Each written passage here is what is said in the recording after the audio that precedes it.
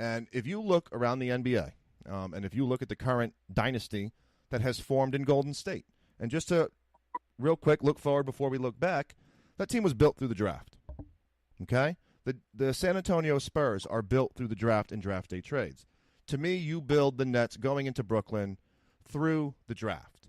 Now, you take the year we traded for Melo. We would have given up our first-round pick in the 2011 draft and Golden State's first-round pick in the 2012 draft. Now, in the 2011 draft, we would have had the third pick. That was Inez Kanter. Okay? Now, I'm going to read you 3 names that went right after him. Tristan Thompson, Jonas Valanciunas, Jan Vesely. Okay? So if we already have our center. We have Brooke. So let's just say you take Tristan Thompson that draft. That's the next pick. I'm not going to go down the list and find, Kawhi Leonard was drafted in that draft. Jimmy Butler was drafted in the last pick with that draft. We have Tristan Thompson. Okay? So now we have Favors and Tristan Thompson. Tristan Thompson's there. We can use either of them as trade bait. Now jump to the 2012 draft. We would have had what round did – hold on, let me find it.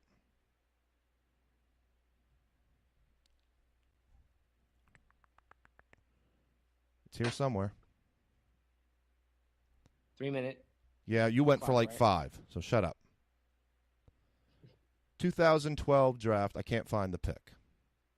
Well, anyway, we would have had our pick in the 2012 draft, but we didn't. 2013. Everyone wants to talk. 2012 was the Dame Lillard draft, am I right? Yes, it does. Okay, so there. Now we have Dame Lillard. He's sitting there. We take him. We could have had Harrison Barnes or Terrence Ross as well. Those were the next 2 picks. So now you're talking Brooke Lopez, Tristan Thompson, Derek Favors, and Damian Lillard. That right there, after the first season in Brooklyn, that's a playoff team in the Eastern Conference. Absolutely. We didn't, and not to mention going into free agencies these years, we'd have had hella cash to spend on free agents. Now, we can go forward into the 2014 draft, but I don't want to get that far ahead. Where were we in the 2014 draft? We weren't even in the 2014 draft, were we? Boston had it, correct? Oh, we took Mason Plumlee. So even if we don't take Mason Plumlee, okay, because things would have been different with Favors, Tristan Thompson, and Brooke Lopez, the next 3 picks after that were Solomon Hill, Tim Hardaway, Reggie Bullock. So if we take Tim Hardaway, there's your lineup. By the 2014 season, we probably would have signed a small forward in free agency and rounded it out, because not to mention we had multiple second-round picks. What year was Draymond drafted? 12. 2012? That was our pick as well. Just saying. That was our pick as well. But I don't want to look into second round, but we had multiple second-round picks. So going into the 2013-2014 season, you have Dame Dollar, Tim Hardaway, a small forward, and I didn't look up free agents, Tristan Thompson / Derek Favors, and Brooke Lopez as a starting lineup with cash. Now, by then, we would have signed Brooke Lopez to an extension because he would have been a restricted free agent. And still, we would have had cash and young talent, and we would have been better than we were with the Melo trade. Most teams now, okay, minus your big 3 in Miami, most teams don't build through free agency. Okay? They draft someone, and then they kind of go from there. Look at Philly today. Trust the process. No one's looking at the team now saying, damn, they tanked for 3 years and it didn't work. I don't know if you guys have been checking out Philly. They're balling. So that's my take on why any trade that involves mortgaging any type of future, and forget the Boston trade, we've already covered that. I think the Nets would have been better off without Melo and building through the draft. Within 2 seasons of being in Brooklyn, the Nets would have been a perennial playoff team, and who knows where we would have went from there. Before Rayshawn gives his answer. So, there have been many championship contenders who mortgage their future for players, including the Boston Celtics when they started that big three. There was no knowing that three was going to work. So you're right. You're 100% right. There's no disputing your argument. The only thing that you're missing is the biggest point of why the Melo trade was even discussed or the Darren Williams trade was discussed, where the Nets were. You just disregard the fact that it was a dying fan base, Mike. Me and you craved the Melo trade. We text for hours about how we should do it, just do it, just do it. The same thing with the Darren Williams trade. You're just making it seem like, oh, no big deal. We're just going to ask our fans to wait 4 or 5 more years. And we were a perennial playoff team those years after. We know now in time that we weren't good, but we were a perennial playoff team. That team that you just highlighted in today's NBA, they're not winning nothing. Neither so is it's not like there's no champion. Okay.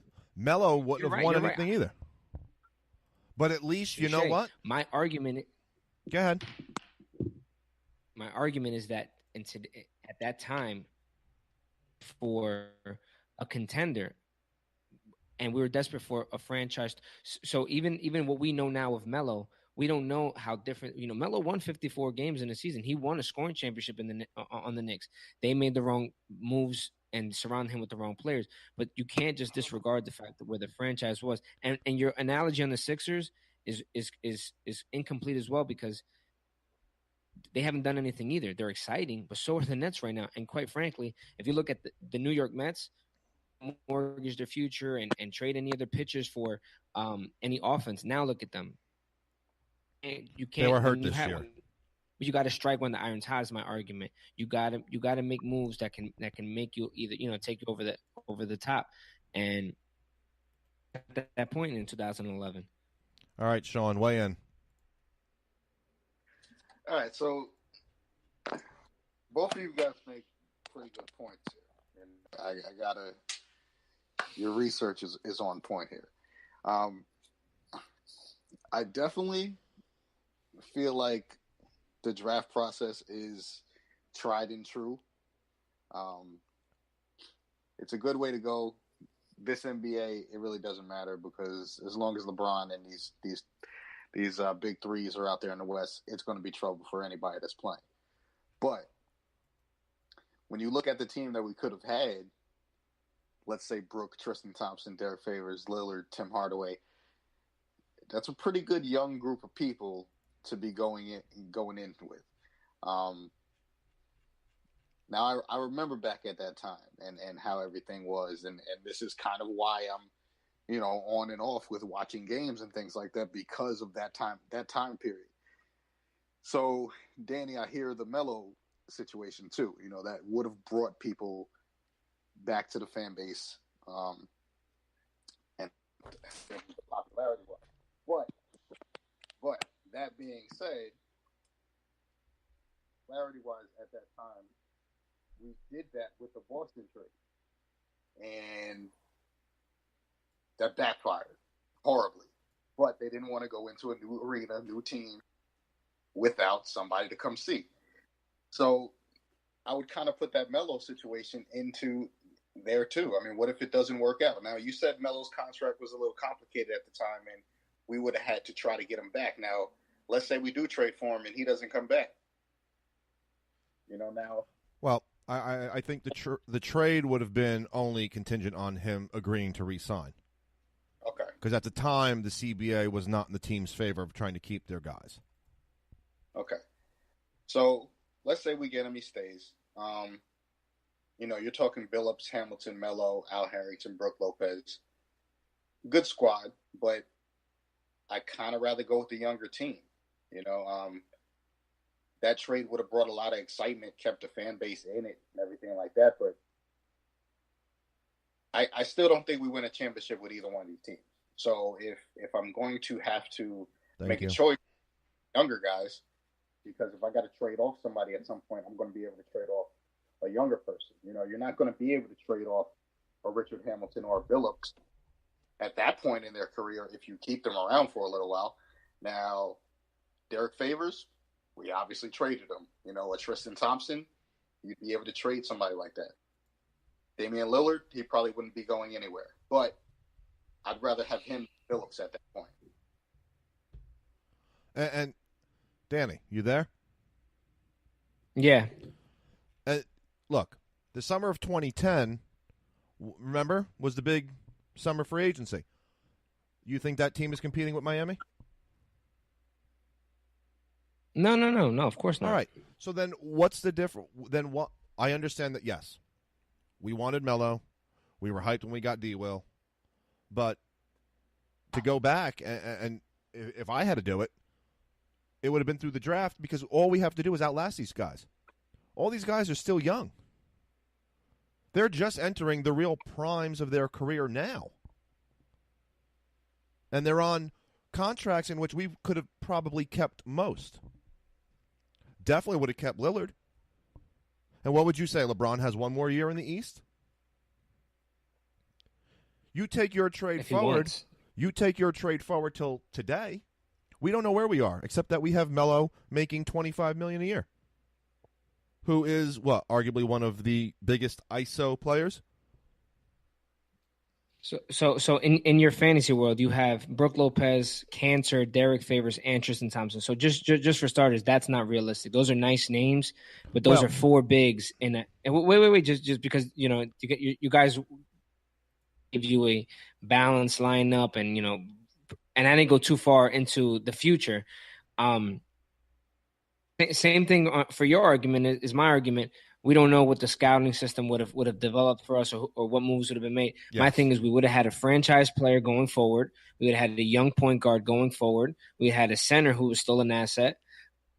The flexibility to make the moves that Rashawn says, and we're not, D-Rick, because Darren Williams and those teams after we went to Brooklyn, there was excitement. Magnified as Melo was the more popular player. I still think you're wrong. You think I'm wrong. So who do you think won, Sean? Well, I have one more question before I decide that, because I don't really know how this trade worked out. What did New York get for Melo? No, New York got Melo. A lot more than I'm talking about right now. This trade. They got nothing. They got Inez Cantor and Doug McDermott. Okay, so they got crap. They got a bag of crap. So, I mean, basically, I would say if we went with David's argument and we had Melo now, and let's say we decided to trade him at this point like the Knicks did, and we still end up with crap. So I'm going to go with the young guys. Woo! We battled. All right, and that concludes. We battled. Hosier 1, Danny 0. Thank you, Sean. Yeah, but the only issue with that is the Nets, back at that time, we did dumb stuff like trade Derek Favors. Thank you. He's a double-double machine right now. It's crazy. All right, well, we are 45 minutes in. Danny, I think we have to talk some Nets basketball, Danny.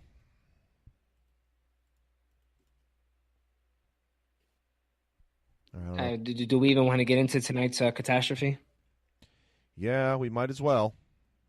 Sean, you can stay around and jump in when you want.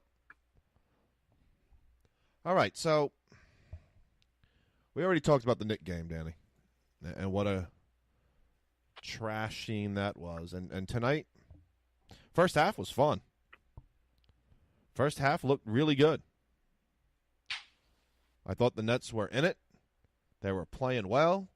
We went into halftime up 3. We were close in the points in the paint where I thought we were getting destroyed. We were up on second chance points. We were up on fast break points. We were up by 14. Hollis Jefferson had 16 in the first half. And we were going. And then came the third quarter. We shot 7 of 26, 27%, 27% from 3. We were beating the points in the paint. We were beat on second chance point. We were beat on fast break points. The Nuggets went up 26 in the third quarter. They outscored us 40